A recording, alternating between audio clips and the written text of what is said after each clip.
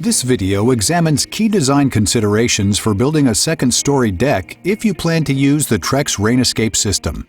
There are 5 important factors to consider before you frame your deck. 1. Where do you want the gutter line located? 2. What type of railing will you use? 3. What type of fascia will you use, and how will it be attached? 4. Will you use a double or single picture frame or a divider board? 5. Will the deck have any double or triple beams? Your answers to these questions will determine how the Trex RainEscape system is installed. 1. Gutter location. About 70% of decks run the Trex RainEscape system away from the house. Ideally, the gutter line should be as straight as possible. The gutter location should have a limited number of turns or jogs, or debris might build up.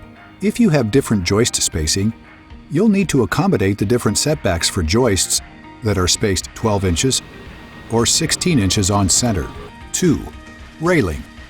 If you're using a flush mount or surface mount railing, the framing must be modified to support the rail on the first and last joist, along with parts of the rim joist. For most railings, flat block or double beam or triple beam joists will be needed. Blocking or double beam and triple beam joists must be installed before the Trex RainEscape system is put into place. 3. Fascia. We recommend that deck boards run over the top of the fascia. Another option is to butt the deck boards up against the fascia. Extra trough material, taping, and caulking will be needed for either type of installation. For more information, view the fascia installation video. 4. Picture framing. A single board picture frame is the easiest option if you need to picture frame. To do this, simply flat block up to 5.5 inches the area, caulk where the blocking and joist meet, and cover with trough material and tape.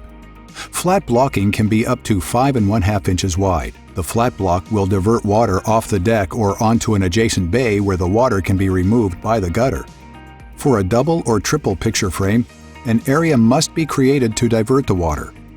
This is achieved with either ladder boxing or a 2x4 shim method. View the respective videos for installation instructions. 5. Double or triple beam. If your deck has double or triple beams, they must be covered with trough material and tape. Caulking is also required between the joists to add another layer of waterproofing. Double and triple picture framing may also be needed to allow breaks in the decking where 2 deck boards butt up against each other. The decking needs enough area to attach the fasteners. In this case, both deck boards must be supported by their own joist. For more information, please refer to the Trex RainEscape installation guide.